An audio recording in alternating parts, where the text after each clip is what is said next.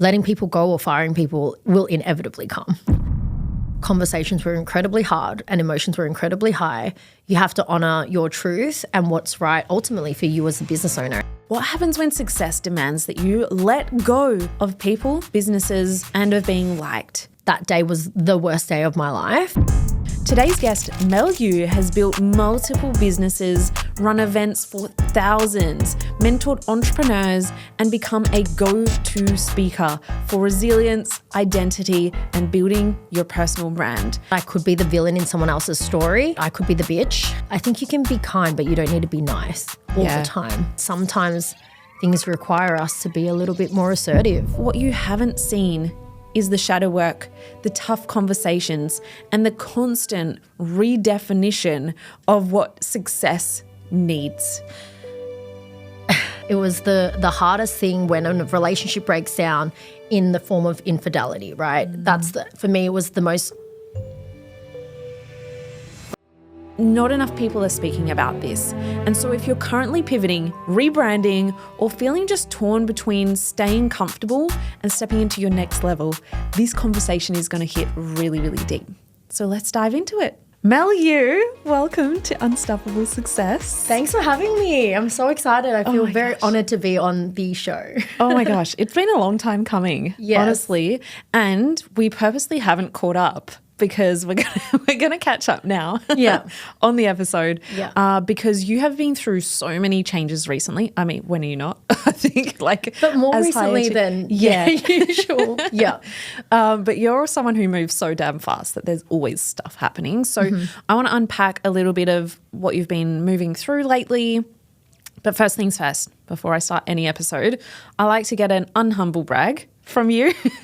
Give me your biggest, boldest brag. Like, what's something you're really proud of, either recently or could be over your entire life? Okay. I think I'm proud. Unhumble. Yeah, we're going to be I just made the word up. We're no longer humble about it. Just the fact that I'm here and I have raised my own frequency, I think that's something that I'm so proud of at the moment, is the more elevated that you become internally, the external reality kind of feeds back into it and gives you that reinforcement. Yeah. And just lately, every time I've sat in a dinner, in a meeting, the first thing someone says is like, you're glowing. And I think that's something that's really awesome because I've done the work, and when you've actually seen someone do the work, it's reflected back energetically. Yeah. And so, I think that's something that I'm really proud of, where now when someone's like, you're glowing, oh my God, you look great, you're stunning, when are you not, always so immaculate and well presented? But I'm like, thank you. Whereas used to, I'd be like, oh, nah, and like not receive it. Yeah. And then now it's really taking ownership and having that conviction and being like, thank you. Of course I look great because I put in a lot of effort into looking great inside and out. I love that so much. Yay. Okay. So you're the founder of MCO Events and so many different things. You're a personal brand mentor. How would you explain what you do and who you are? I think they're the two things that I've particularly niched down on, which I'm so glad you didn't say anything else, because I think originally I am someone that is multifaceted. A lot of people probably struggle to go, well, what is it that I do? Because I do so many things. And then as I progressed in my career, I've really recognized that, no, it's important, especially as a brand strategist and expert, we do have to niche down and give our audience clarity to what it is that we do. So I am the director of MCO Events. It's an event management company. We run corporate events, trade shows, expos, sort of in that seminar, conferencing space. But we also curate our own events, which is where my personal brand comes in, and we help clients build out their personal brand. And what does that mean? It means we're more focused on the person behind the company brand. We love storytelling the piece that is personal. We love storytelling the founder's journey, the CEO, the executive. Then ultimately that elevates the company brand anyway. Yeah. Massive. So recently you've gone through a lot of changes, and I think quite often in our success journey, we can look at all the things you've achieved, and you're stepping into this next level, and now you're doubling down on, okay, I'm actually just going to focus on events and personal brand. and you're going through a big rebrand and a lot of shifts, but oftentimes people don't see the things you actually have to let go of to be able to make space for the clarity to come in, to make space for the right things to come in. Yep. What have you had to shift and let go of recently? Everything, Jess. Everything. Entrepreneurship and elevating to the next level is a constant dying of self. And every new level of you and every new identity requires you to break down the old identity, let go of a lot of that, and step into the new frequency. And I know we talk about this all the time, and it's in the work that we do. We're constantly challenging, and as high achievers, we are always looking for that next level and that growth.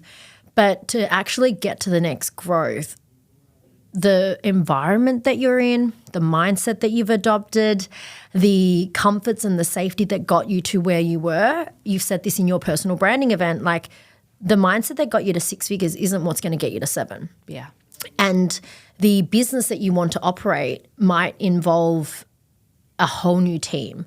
And that's the journey that I've been going on most recently. Yeah. Where at the time of filming this, we're in May 2025. And I think for me, for the start of the year in January was where I recognized that I needed to pivot. And there were certain things that were incredibly misaligned. And I had to figure that out from traveling to Europe and almost stepping out of my environment to then zoom back in. Yeah. And so the last 5 months has been this purging of that, and everyone's kind of like, what is going on? Mel's making some serious moves, but there was a lot of internal moves that were happening before the external was being seen.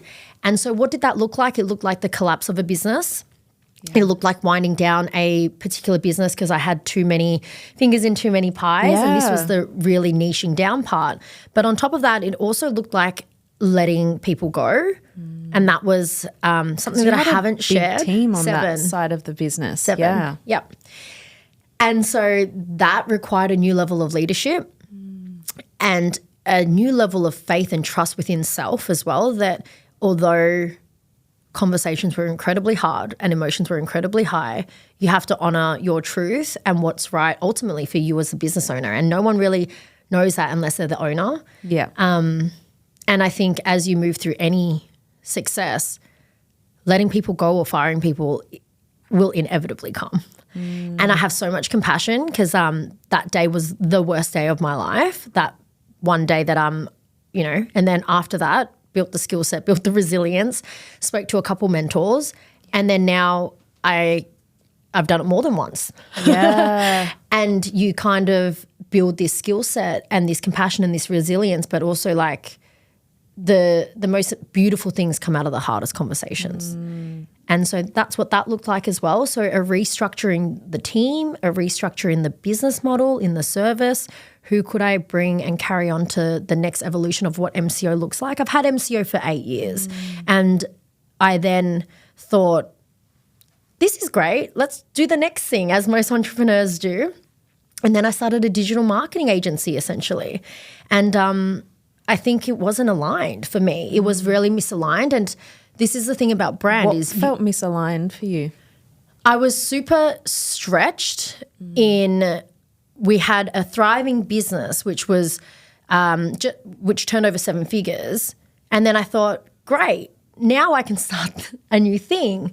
Whereas now with lived experience, my hindsight journey tells me you can actually grow that 7 figures to 8 figures or multi 7 figures without getting distracted by the next shiny object. Yes. And go build something else. And just because you're incredibly great at multiple things doesn't mean your business needs to have multiple arms and multiple things. Yeah. Just because you can doesn't mean you should. Absolutely. I had to learn that when I started my 5 businesses, and then I was like, oh, okay. Absolutely. But we're entrepreneurial by nature. So we love it. We like see the opportunity and you're like, I can do it. Yeah. And not every opportunity is for you. Yeah. So everything can be an opportunity. It's what we do. And when we look at people, I'm sure you're the same. It's like, but I see the potential and it could be so great.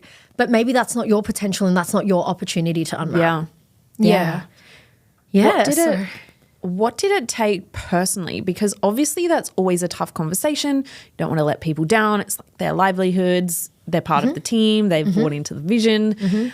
And then you're kind of like, we're changing gears. We're going to wind down a whole company. What did it take internally though? Because unfortunately, I think as women particularly, we don't want to upset people. Obviously, we like to be nurturers, but we also don't want to be hated or we don't want to have to receive any projections or anything that can come with letting others down. What did you have to work through for that? So we knew we had over-engineered and overstaffed for the capacity that we were on the back end of last year. I avoided letting staff go so much that I left for Europe and just parked it, knowing that I, like hindsight, probably should have had that hard conversation when I first had the intuition and the instinct that we needed to let some people go.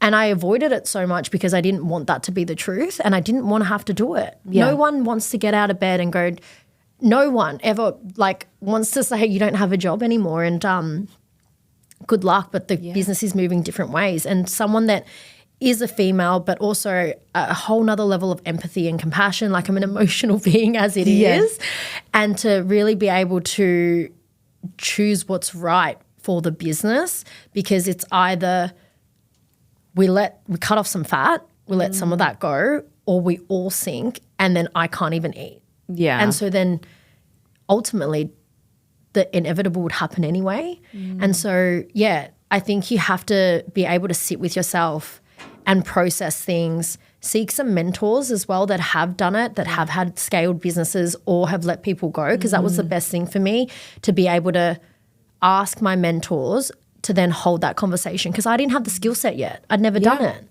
And could I have done it better? Absolutely. So there's always the time that you could have done it to also today, how do we improve that? Yeah. And so I think now, even my hiring and the way that I hire is a lot more intentional, so that if I ever needed to let someone go, how I've communicated at the start is how I leave at the end. And I'll give you a real life example of that. Is the language that I use now when I hire is we're gonna bring you on with the same level of respect and excitement and hopes for the future. Like, are you on board? But now when I can preface that, should I ever need to let someone go, I feel like I'll have the language to say we're also now going to end this with the same level of mutual respect, hopes for the future, and like everything in between. And so it's this, she led with it from the start, and even though that wasn't how it was meant to go, I'm still being respectful and honouring it, and like it might actually be the best thing for that employee too. It might actually be the best thing for them to move on and find something where they can grow. Yeah. Yeah. So then how do you start to rebuild? How did you then say, okay, let me decide what direction I am going in? And I know you just posted yesterday, I think, around some new team that you're building. What does that look like?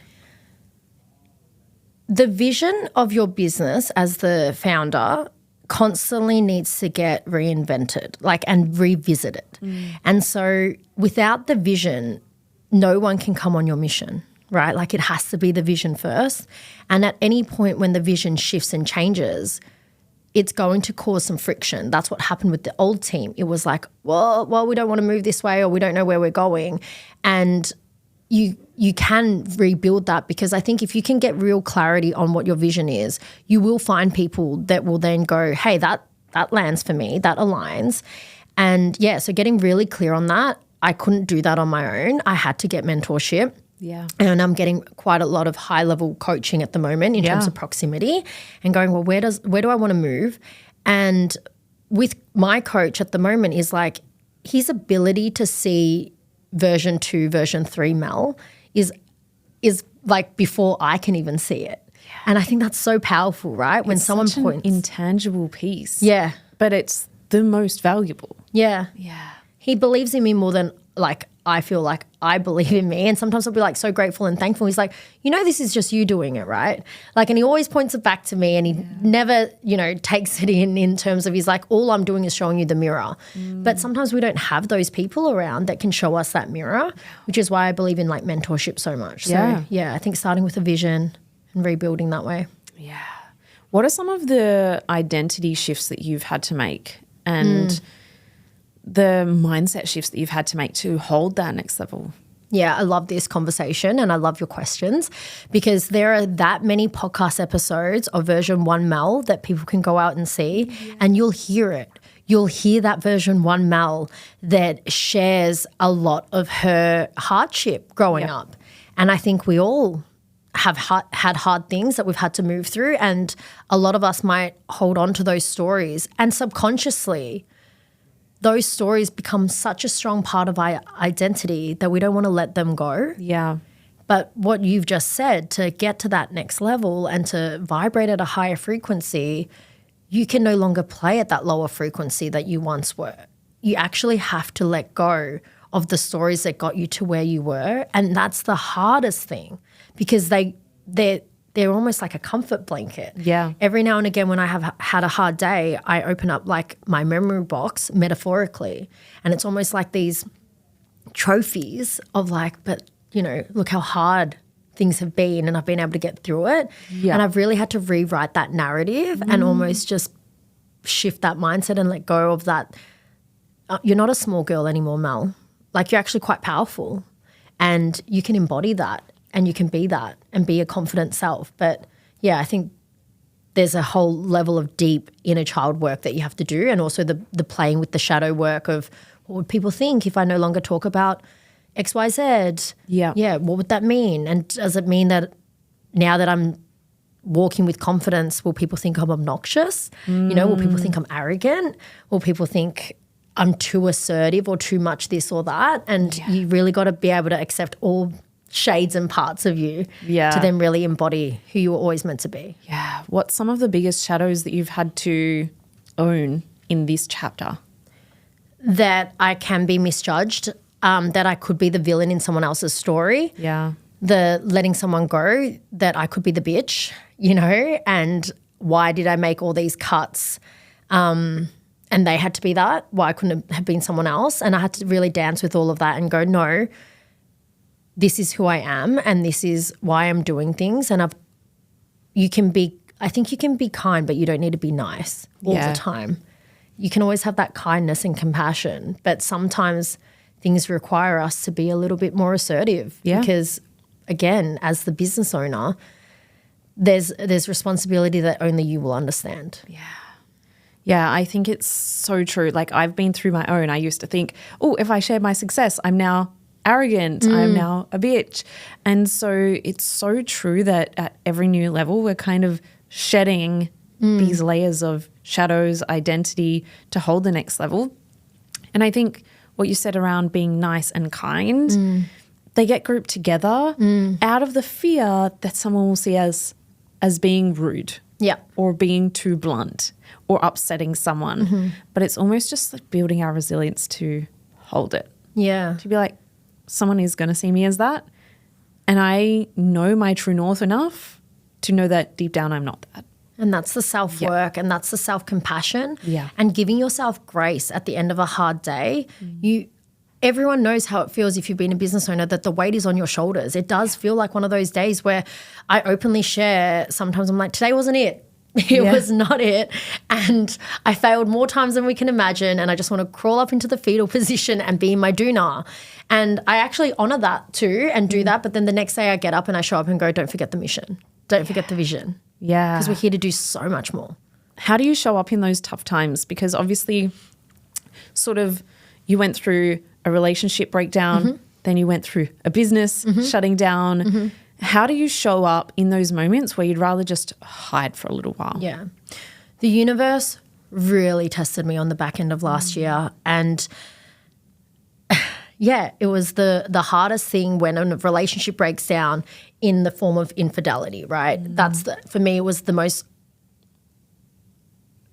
like ultimate betrayal. Yeah. Like I even lost my because it was like you remember that feeling and it's just like, oh, ick. But it was the most ultimate betrayal of trust, especially as a high value woman and how loyal I am. Yeah. That really just hit me for six. And but the thing is, when people were like, oh, you know, like it's not your fault. Don't worry about it. It's that. I'm like, oh, wait. let's just be clear here. I know it's not my fault. Yeah. Let's just be clear here. My self-respect doesn't minimize because of what's happened in our relationship unfolding. Yeah. And the thing that I did so well with all of these, so like the business breakdown, the relationship breakdown, one, I'm already incredibly authentic. So I've been building reps online way longer than these hardships, right? I've got stats to show that this is just who Mel is. This was another building block moment of, okay, well, how is Mel going to respond to this and to her community? So what did I do? I did it truthfully and honestly, and I shared. And I think the biggest thing is if you don't claim your shame will claim you. And so you need to bring the shame into light so that it no longer holds any power. Yeah. And there's something so powerful about that. When you just go, oh, this is what's happening, oh, this business didn't work, on to the next. And people can perceive it as failure, but I'm like, on whose count? Yeah. And anyone I don't know, you tell me if you know a business owner that's reached ultimate success, whatever success looks like, and doesn't have a whole row of failures behind them. Like name one.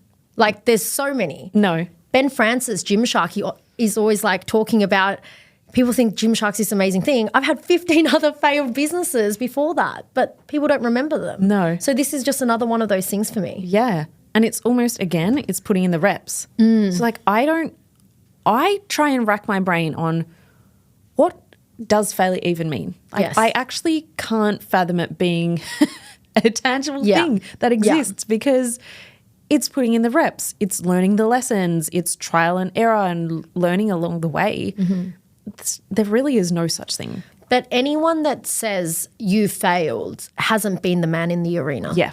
Right? Because anyone that's doing more than you, more advanced than you, in a great, level above you or whatnot, they would never say it because you just don't, because we get it. Yeah. We see you. We're next to you, marred with blood and scars as well. Yeah. And that's just the journey. Yeah. Yeah. It's only really ever a failure when you lose your power. Yes. When you let a situation take away your power. Yes. Because in any situation, you have two choices. You go back to your comfort zone. That's a choice. If you value comfort, great. Or you take the choice to show up anyway. And like, where's the failure in that? So either way, you're choosing what's right for you. And unless you let other people determine that. Yeah, you have not failed. Yeah. And the one thing that's guaranteed is that we're all going to die. Like, not to be morbid, but it's like until then, everything else in between is just collecting experiences, stories, adventures, lessons. And we're able to show up on these conversations with more stories than most because we've probably risked more than most. Yeah. And so we have these kind of things to talk about because we've got lived experience. You can hear about it all you want, but until you've actually let someone go, can you really feel that in your gut? Yeah. And that's part of living. It's part of the experience. Yeah. Yeah. Huge. Okay. I want to change gears again. Yeah. And I want to talk about money because I truly believe if more women are speaking about money, it just normalizes it. And there's just this taboo around it that I do not understand. So I want to kind of look into your business. What are some of your income streams? Like, people know that you run personal brand mentorship, events, you run events for other people, but actually, how does the income flow in?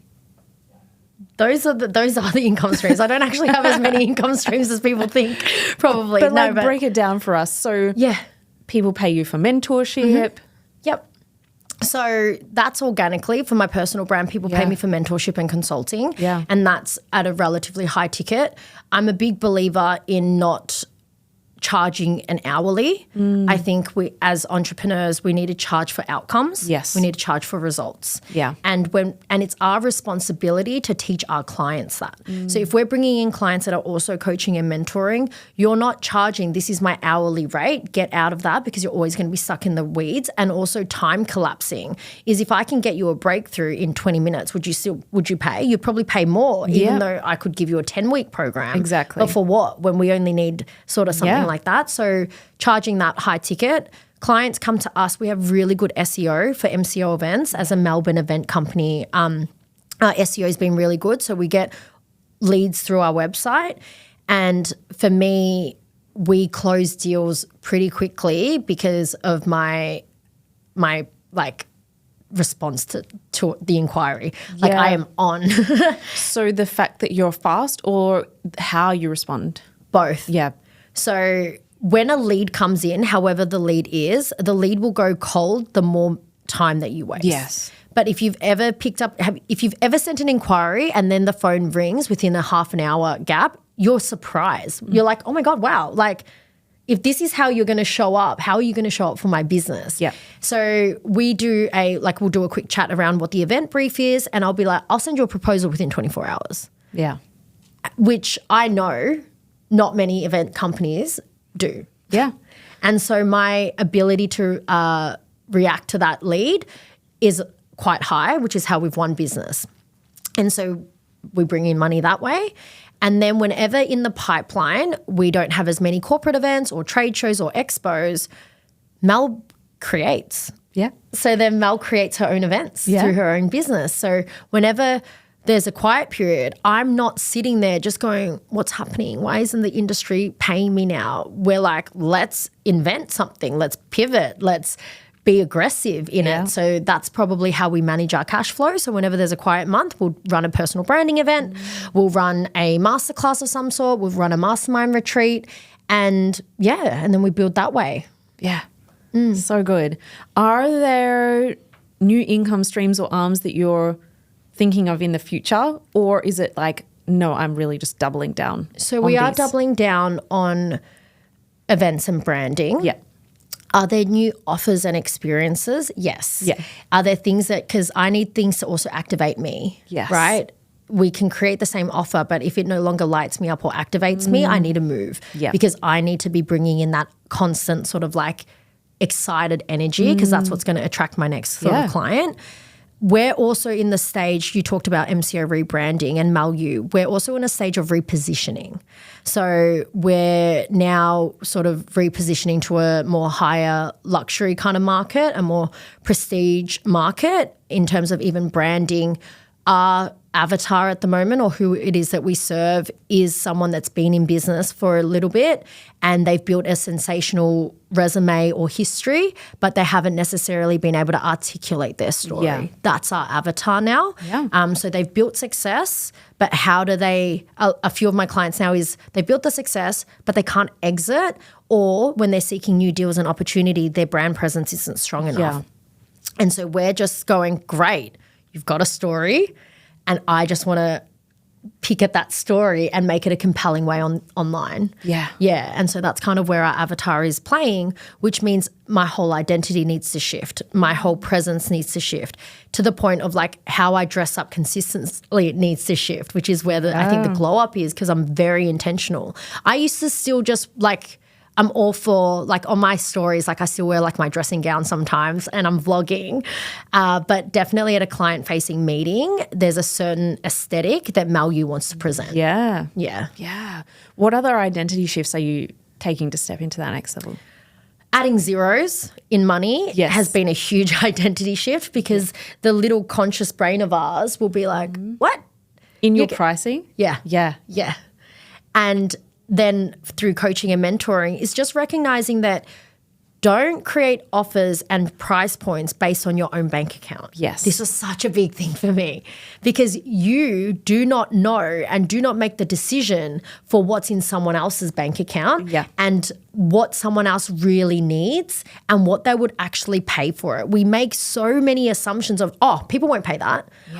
People aren't going to know. Like, I can't create an offer that's $30,000, $40,000. What? And it's so interesting because when we're in that mindset, it's looking at it as I'm doing them a favor. But actually, it's disempowering them. It's saying, I don't believe you have the means for this. I don't believe you're serious enough. And I actually think as women, we need to charge the damn price and back it and go into it with the assumption of they can afford it. They're self-led entrepreneurs who manage their own money. 100%. I'm not here to manage their money. I'm here to... We're also like, we're people that use our own self-discernment and we've been activated. You openly share that your investment was $50,000. Mine was $33,000 for my first ever coaching. Yeah. And it's, to me, I'm like, that's worth it every day of the week for it to have opened up my mindset, my frequency, my level of but I've paid high ticket for that. Yeah. Absolutely, there's 10 other women for my mastermind that's going to pay that. Absolutely. But it's the conviction and the backing yourself in that. And when you actually take numbers away, it becomes like a fun game, because it's like we put so much meaning into numbers as well, like too much, where we're like $30, $300, $3,000, $30,000. Every time you say a number, there's something that happens with, like, we feel something, but then you get to a $30 million, $30 billion, and it's like it starts losing meaning because it's infinite. And then when you realize that, you can kind of have a play around with like where you sit and what your value is. Yeah. And then you're truly communicating human to human on how you can help them. On understanding what they truly need beneath what sometimes they're saying. Agreed. And getting to the real heart of it. And it's no longer about, oh, I might get rejected, or my ego might get bruised, or I might feel embarrassed if they say they can't afford it. And so it's like when we stop seeing it through our own self-protection, it's really just a number on a piece of paper. Agreed. Yeah. Yeah. And when value is shown, pricing is inconsequential. Yeah. 100%. Yeah. So and good. you have to really let that land, because then you're like, okay, but what does that actually mean? Provide value. Like, actually listen to your prospect and make sure that you're adding value to them, because when they see that there's value, they will pay. They will pay whatever it is. They'll beg, borrow, steal and become really resourceful to find it, because you've activated something in them. Exactly. Yeah. Yeah. I always say, if someone said, give me $1 million cash and I'll give you 5 million tomorrow, I'm going to find the million, Yeah. But it's when the self-doubt comes in, when you're like, I don't believe you, or I don't believe me, or I don't believe I can be resourceful to find it. You can find it anywhere when you know the value, and it's not always a monetary ROI, but seeing the value is huge. Yeah. And getting out of, especially through a sale, or like when you do the price point, when you've actually listened to your prospect. Ryan Tuckwood, do you know Ryan? Yeah. So shout out to Ryan Tuckwood with Swish Sales. But when I went through his sales coaching, he kind of said, like, our job is not actually to get the sale. Our job is to determine if there even is a sale to be made. And that was so powerful. Instead of just constantly being like, I need to close this, I need to, like, it's like this scarcity energy. But when you actually listen to someone's needs, you might actually, like, not sell them anything because they're not the right avatar, or you could do a referral. Our job is to actually really ask questions and then listen intently to make sure that there's value there for me to provide. I might not even be the coach for you. That is the key. I think asking questions. People think, I need to go in and pitch. I'm going to tell you why I'm great. I'm going to prove, and it comes from proving energy. It's like, let me firstly assume what you want. So I'm going to make something that you probably don't even need. And then now we're going to argue about price and when it's actually you don't need the thing. Yeah. And LinkedIn is phenomenal at this, the amount of cold outreach, and like I'll probably have another 15 after this podcast, and they're people that are pitching themselves going, these are our services, digital marketing, finance, real estate, whatever. And I'm like, you haven't even qualified me. Like, I am not your avatar. I get like, I'm not even a homeowner. So then people will be like, we can get you rebates off this, this, and this. I'm like, I literally don't even fit your demographic and your target market. Like, it doesn't make sense. I get sold bottles of Shiraz from like, I don't know, like an online thing. And I'm like, I don't drink red wine, like, and I don't drink Shiraz. So again, you're not asking any questions. You're just trying to sell me a product that I do not need. What a waste of time. Yeah. Wow, this turned into a great sales process. This is so good. And like, I love just sitting down and we can just chat all day. These are the kinds of conversations we need to get around. And I know you are so big on your networks and your like relationships that you build. How do you build relationships? Like, what advice would you have for someone who maybe doesn't yet have the network, who maybe is surrounded by people and they feel like the biggest fish in the pond? We're in the age of the internet.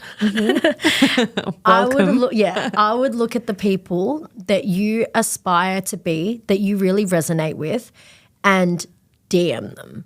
I think people are a lot more accessible than we realize.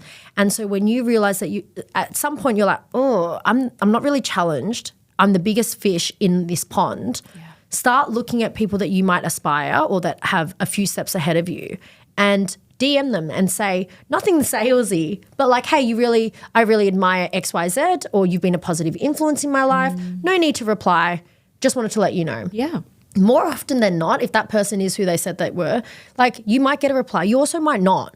But process of like the volume game is if you like DM'd 15, 20 of the people that you look up to, I do actually think one or two of them would reply. Yeah, absolutely. And so access is always available to you, and then tapping into events and networks and just showing up that's half the game, right? Like stepping out of your comfort zone, and it's like, okay, well, how can I get to that person? Or where do I need to be? What does that person do? What does that person recommend? Yeah. Me and you travel all across Australia and the world to attend events. Yeah. So that we can be elevated, challenged, grow, and there's really no excuse these days. Even if you've got a phone, if you're listening to this podcast, it's like you've got internet. You're good. You're good. When I first started my business, there's not much fashion industry in Perth. I used to hit up people on LinkedIn in the fashion industry, mostly in Melbourne, and I would get on a red-eye flight, barely had any money. I would fit in like 20 meetings in the day, stay one night in like the cheapest hotel, and then I'd fly back just to build my networks. Yeah. Because I knew that finding the people who have walked the path before me was going to be the shortest route to my goals. If they can give me one tiny piece of information or like inspiration or knowledge, it was worth it times a million. But most people are not willing to do what it takes, or not willing to get out of their comfort zone, or even just do a reach out. Because you're not willing to face rejection or falling flat on your face. Yeah. And I think once you can overcome that, you're going to get no's. Welcome to entrepreneurship. Yeah. You know, like you're going to get way more no's than yeses. You're going to get way more failures than breakthroughs. But when you do get those breakthroughs, there's nothing like it, which is why like I think we're just built for it. There's something really crazy about an entrepreneur, because you have to think about it. You have to be willing to swallow glass every single day and then get up and swallow some more. And get excited about it too. Exactly. You know? And then lead the team to go, we're going to go this way and we're going to eat a whole lot of crap along the way. Like there's something about that, but we wouldn't have it any other way. But it's like kind of this sick enjoyment. Yeah, exactly. At the same time. Yeah, really. But like I'm craving some glass today. It is. It's like, I wonder what glass I'm going to chew today. And think about actually chewing glass. Like that actually hurts my head. I'm getting like a slight twitch around it. It's like when you talk about the nails on the on the chalkboard. That's entrepreneurship. Yeah. Yeah. So good. Okay. You are the definition of unstoppable. So I would love to know, what does unstoppable mean to you? I think it's taking a bet on yourself every single day. And when the whole world tells you no, can you be the one that says yes? The best trailblazers are the ones that created a path that no one said existed. 4-minute mile, Roger Bannister, everyone said you cannot physically, scientifically run a 4-minute mile. Your body will not allow it. Gravity will not allow it. Physics would not allow it. And what did he do? He practiced a 4-minute mile. He did a quarter of a mile every minute, bet that time, and then before you knew it, he beat the 4-minute mile timeline for running. And then once he did that, how many people have broken that record? Hundreds of thousands of people. Suddenly it was possible. And so for me, being unstoppable is, can you do what everyone else says that you can't? How do you do that? Sheer self-belief and faith. And we all can, in our own ways, in our own lights, we can pave the path and be unstoppable. Huge. Thank you so much. Thanks for having me, Jess. Always going deep. We go deep. And thank you for sharing all of your incredible wisdom. There is so much to Mel Yu and the empire you're building, to your story, to your journey. So thank you for sharing it all today. Thanks for having me.